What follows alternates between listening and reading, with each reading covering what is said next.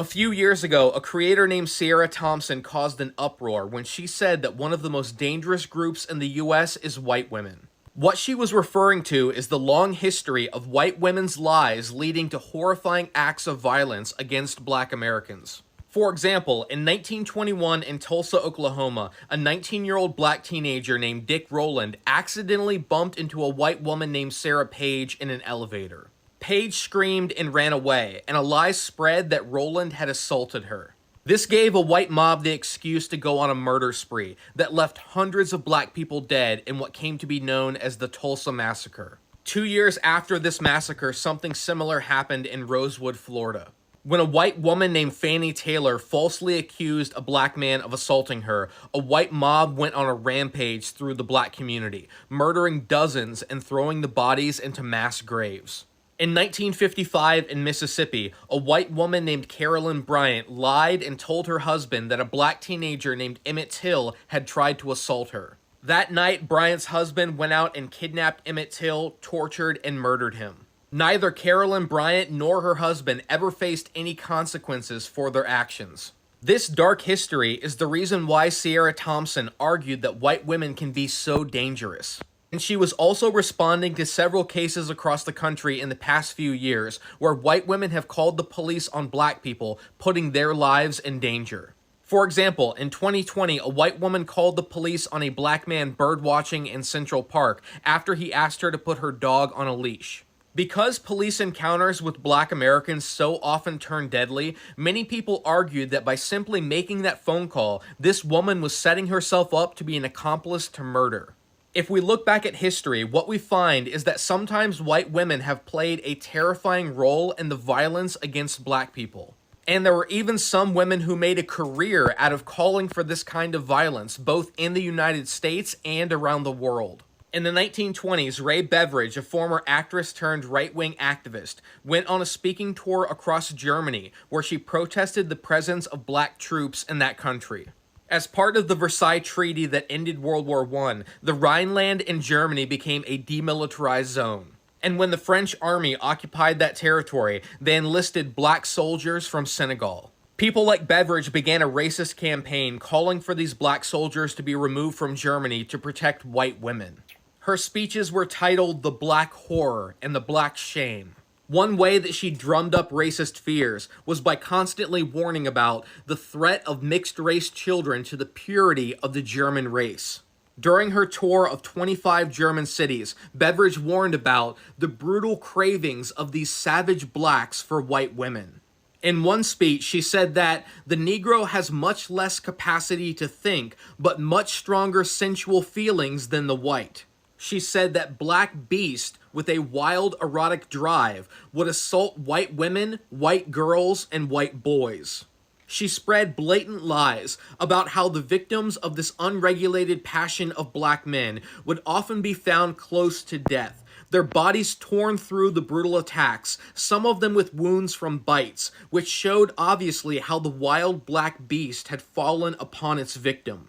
Every single time Beveridge gave a speech, she would include dozens of outright lies, such as that 60% of the children of mixed race were born with syphilis, or that in German brothels, every girl has to satisfy 10 black men every 3 hours. She even took propaganda photos like this one, where she held a well-nourished black child and a malnourished white child, trying to claim that black children were treated better than white children in Germany. During her speeches, Beveridge constantly used the N-word when describing black people, and she argued that the use by France of black troops on the Rhine was detrimental to the culture of the world. She instructed her listeners in Germany to solve this problem the same way that American men did in the South, by lynching. She told them, "Your weapons have been taken away from you, but there is always a rope and a tree. Take up the natural weapons used by our men of the South. Lynch, hang every black who assaults the white race."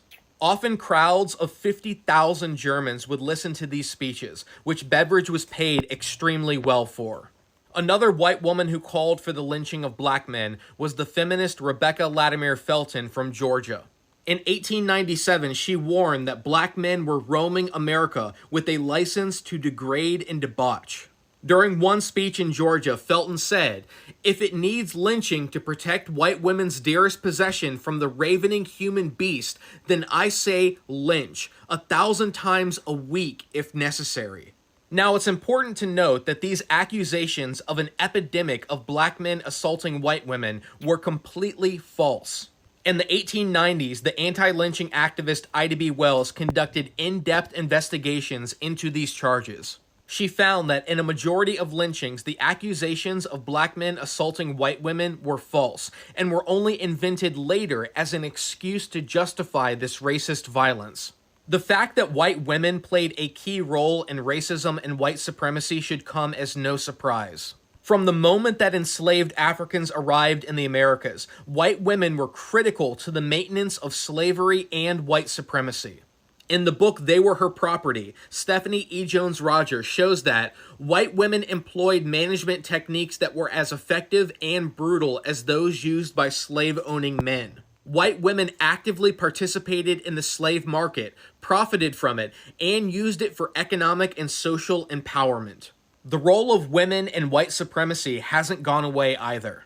Ever since Trump won in 2016, many people have argued that his victory was rooted in white supremacy and racism. And white women played a key role in electing Trump in 2016 and 2024. Also, in the past few years, we've seen a disturbing rise in white women openly embracing anti-black racism and being proud of their potential to cause harm to black Americans. In 2018, Mississippi Senator Cindy Hyde-Smith told an audience that if she was invited to a public hanging, she'd be in the front row. Many people pointed out how disgusting this statement was, considering that Mississippi had the highest number of lynchings of black Americans in the country. For decades, 2 to 3 black people were publicly hanged or burned alive in Mississippi every week. In 2019, a white woman named Nancy Goodman was caught on camera calling a black woman a stupid N-word in a restaurant. When she was later asked about the incident, she said she would happily use that word again. More recently, a white woman named Shiloh Hendricks called a black child the N-word at a park in Minnesota. When she set up an online fundraiser, she raised over $600,000 from people who left comments like, "White unity will unite," "Whites stand strong," and "White rise." After this story spread around the world, a white woman named Lily Gaddis went on the Piers Morgan show, and she not only defended Shiloh Hendricks using this racial slur against a child, but she admitted that she frequently uses the N-word herself. When white women admit to using the N-word and take pride in their ability to weaponize their whiteness and put black lives in danger, they are following in a dark legacy in this country that goes back to the days of slavery and lynching. That's why it's been so disheartening to see some white women come on this app and talk about how they have black fatigue. Whenever any white person uses this phrase, we all know what they're really saying. Black fatigue is just another way of saying the N-word. And we've seen this kind of rebranding before. We saw how in the early 2000s, white people started using the word thug instead of the N-word. We've seen how racists used the term alt-right when they were really describing the same white supremacy this country has always dealt with. What's so troubling about this conversation around black fatigue is that it fits into a trend of white women gaining influence by using racist dog whistles. When people like Ray Beveridge spread her hatred in the 1920s, she reached thousands of people. Thanks to social media, the Ray Beveridges of today can spread their hate to millions. Now, I want to make it clear that by covering this information, I'm in no way saying that we should condemn all white women, or use this history to incite violence or hatred against any women. We can't change the past, but we can change how we act in the present and how we work together to build a better future. We have to stand up and condemn racism whenever we see it, no matter who it comes from. Because the only real fatigue comes from living in a country that is still poisoned by racism and division. The only way to move forward is united as one. Because white women are dangerous, and white women have always been dangerous. Non-white women cannot assume that a white woman is an ally. In the same way that us women cannot assume that a man is an ally and that he's a safe person, women of color have never been able to assume that we are an ally. We have shown historically that we are an ally when it benefits us and we need the numbers. Does this necessarily apply to you? Absolutely not. I don't know you. But if you take offense to this and you don't understand why I said it, or you don't understand the historical context, then that's on you. Beyond just not being an ally, white women have been dangerous historically because they have got black men killed. Black men have been lynched simply by a woman being uncomfortable, the black man around her. White women are dangerous because they refuse to learn, they refuse to accept and acknowledge their internal biases and their internal prejudices and their racism. An example of this just recently, actually going on still, I'm gonna name names. There's a white woman on here that has a pretty big platform. She said data centers should be put in the bad communities and leave the good communities' water alone, and specifically pointed out Flint. Here we are talking about Michigan again. Now, when she was called out about how that was racism, she didn't say, "Oh, I'm wrong. I need to look into this. I need to learn about this brand of racism and why I've internalized it so much and why I would think that it's okay." She blocked people. She cried about it. She's made multiple apology videos without an apology. Been unwilling to learn. White women and their unwillingness to learn makes them dangerous. And it's important that we understand that and recognize it, and we acknowledge that it lives inside of us. There is systemic racism and it's deep down inside of us, and we need to actively combat it. Turning our heads and shutting our eyes is not going to get us anywhere. White women are dangerous, and we need to accept. Hi guys, welcome back again to my YouTube channel. If you're just coming across my video for the very first time, please do it, like, share, and most importantly, please subscribe for me. Guys, you guys have seen the clips I added to this video, and you've seen what it's talking about. Like, I don't know why a lot of people of color, not even the women alone, both the black and white, cannot do without this thing called racism. Like, everywhere they are, they always want to show themselves. They always want to feel superior. They always want to feel like the head. They always want the blacks to acknowledge them, like to respect them, as if they are the one that created them.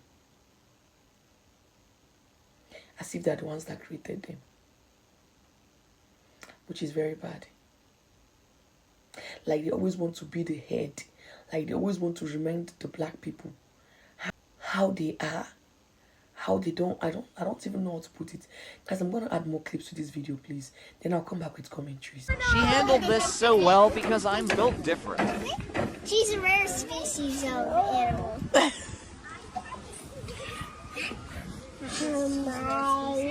Why is she a rare species? A rare species. We always want a rare species in our house. Why is she a rare species?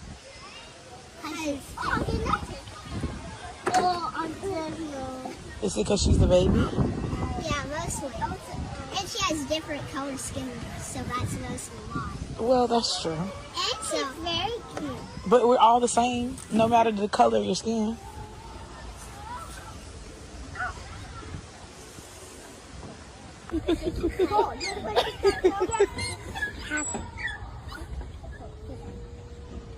Say hi. Say hi. Hi. White women are often the most racist people around, and let me tell you about my experience this morning. I take a class regularly at my gym every single week, and we have a usual instructor. But this week, we had a sub, a black woman, teaching our dance class. And this sub did not turn the fan on in time for this one particular woman in class, a white woman. And she snapped at the instructor, like just went off on her about how she wasn't doing it fast enough, how she owed it to us, whatever. She just went on a rampage. And our usual instructor has not turned on the fan, has messed up the class, whatever. This woman has never said a word. Now, of course, other people stepped in and put her in her place. But to me, this white woman just wanted to take it out on a black woman. This is 2026, and this kind of stuff happens all the time.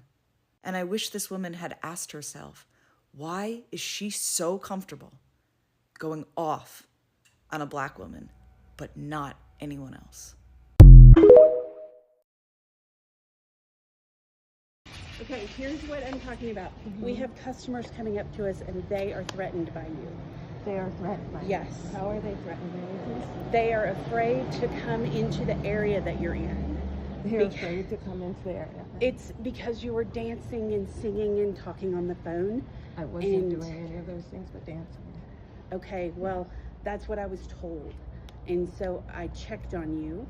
You seemed okay to me, but I had other people still come up to me after I talked to you.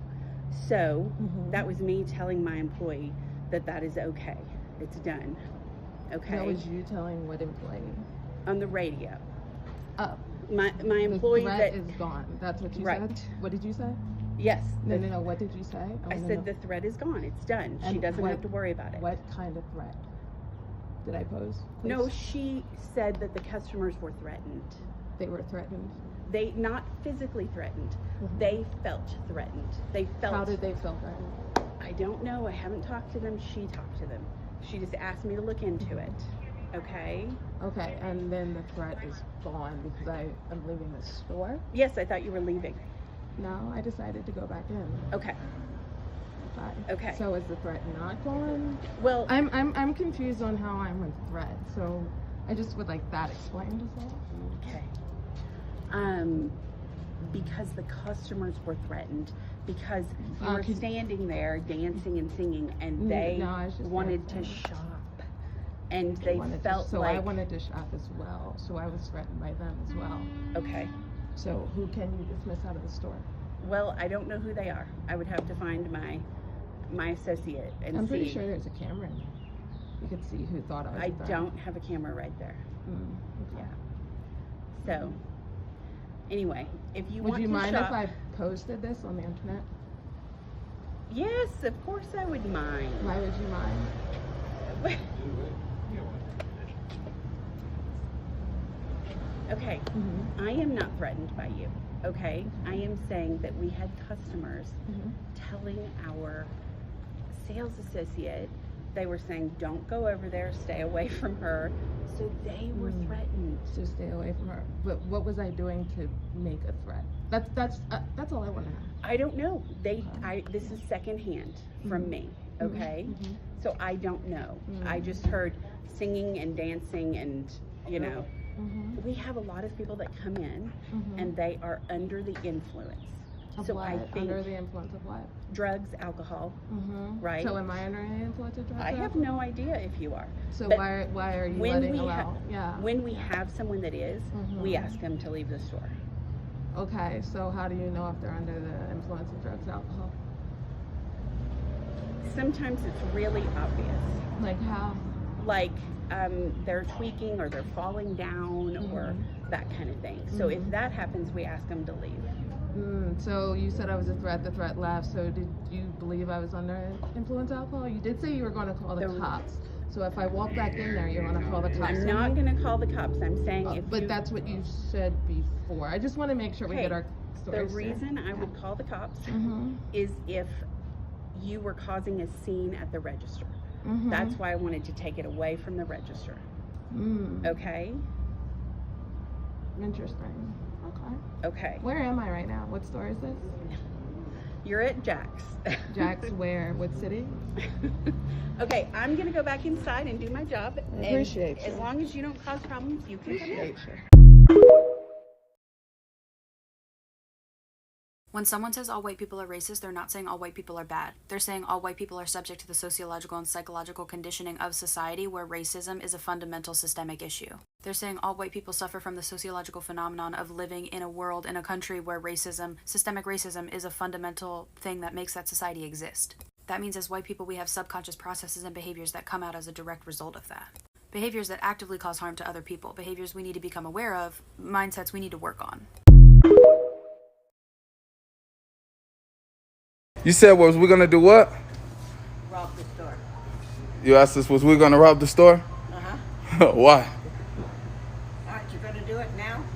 What, rob the I just store? wanted you to wait until I got my stuff so I wouldn't have to be a... I'm Kylie, and this is why a lot of nice white people are actually incredibly racist. To start, a lot of white people are only nice to other white people, and that is because they see white people as an extension of themselves. You see white people as part of the same community as them, as members of the same team. That is why you could be like, oh my god, this person is so incredibly nice. I can't believe that they would be racist. I truly didn't know. Because a lot of white people have gotten really good at hiding their prejudice. So really, there might not be signs if you're another white person. If they don't have a reason to be rude to you, they're gonna be nice. But the second that you're a person of color, that's when the problems start to come up. In the same way that a guy, you don't actually know how he is in the bedroom. You might be like, oh my god, my friend Ben, like, that's my bro, he would never do something like that, but you don't actually know what Ben is like in the bedroom. Ben might be incredibly pushy, he might be a sexual assaulter, and you wouldn't know that because you're not a woman, in the same way that a lot of white people are blind to other white people's racism. I am really good at this point in picking up on when people are racist, like the racist white liberal type, but there are still occasions when I genuinely think a white person is cool and they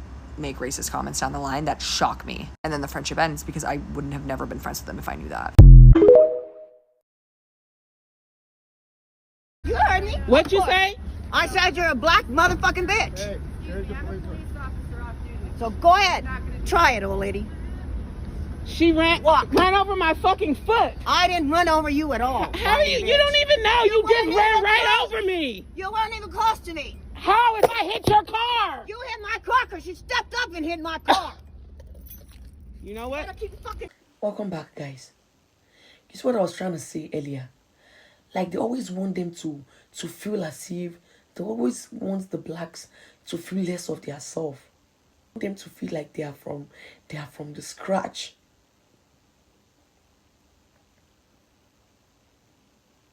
Clips I added when a lady was taking her selfie, then a lady walked up to her and said her customers are complaining that they cannot stay where that lady, they cannot come to the place that lady was. All because of what? All because of her skin color. All because of her skin tone. If that lady should be a white lady, would they do such a thing? Like, this thing has not started from today. It has started for a very, very long time ago. A very, very long time ago. That this reason why it started. And you guys did not still see need for you to stop it. Instead, you keep teaching your children, and your children will keep teaching their children. And that is how it will continue. You make them see black as wicked people. Do you know why I'm so happy? What I'm happy is that a lot of people of color, like a lot of white skinned ladies and people, they know the truth, which they are saying. You had it in that clip. You are teaching your children will teach their children, and their children. That is how it will continue, generation to generation. The first clip I had of that man was analyzing and reading out the history of how this racism started. Did you hear any black people's name? Did you hear any black people's name? Did that man mention any black people's name?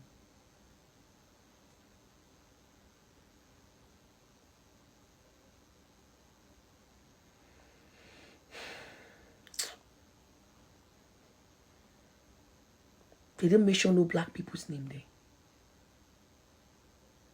But you guys are trying to paint it and trying to make it look as if black people are the bad ones. Black people are the racist ones. Black people I don't get. You guys want black people to be licking your feet up till now. It's not going to work. The black people will not let that to happen. Please, you guys should change. Please.